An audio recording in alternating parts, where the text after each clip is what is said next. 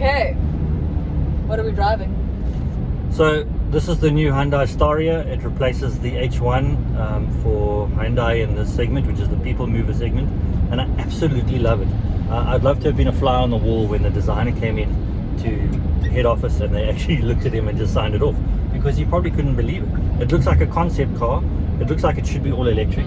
I think it's fantastic. I think you either like it or you don't like it, but either way it creates conversation, which is great. Yeah, definitely. And everyone, when we stop at the school or we stop at the shop, everyone just wants to get in it. It turns so many heads. It's fantastic. But I do say everyone asks if it's electric.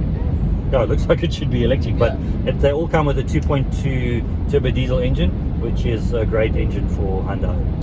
So what are the pros of this car? So the exterior looks futuristic, but they've kept the interior very practical and well thought out. So things like this little cubby in the roof, which I would probably keep sweets in. There's every cubby hole's got rubber finishing, so nothing slides around. The seats are easy to maneuver. This is the 9-seat version, so you've even got a little third row seat here, which we could put up, but then I couldn't see my beautiful children. Sometimes it's better. So in terms of pros, yeah, there's so many, and it comes well spec'd. Yeah, I think, and you get one up from this, which gets 2 individual seats on the second row, which is a very different market. It's probably older kids, or maybe a tour bus or a shuttle service or something. And what are the cons? I'm trying to think what the cons might be. I mean, this bus is now just under R1 million, and a lot of people might turn their noses up at that, but I mean, a combi's been nearly that for a long time, and a Mercedes-Benz V-Class has been well over that for a long time. So if anything, it's a little bit expensive, but all cars are expensive, and when you consider the packaging and the standard specification, yeah, I'm struggling to see what's really negative about this bus. It's also got a massive boot, so you can seat 9 people, and you've still got and llama and the llama ramas in the back there.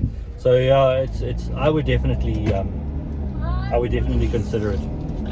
Okay, so I'm going to ask you, would you buy one? But I think you've answered that question. I think I would buy one, to be honest with you. I think so. What's going to happen is the Volkswagen bus, the Combi Caravelle as we know it, the T7 version, all new version of that comes in 2022, and that's also going to look quite futuristic. Actually, they've already shown pictures of it.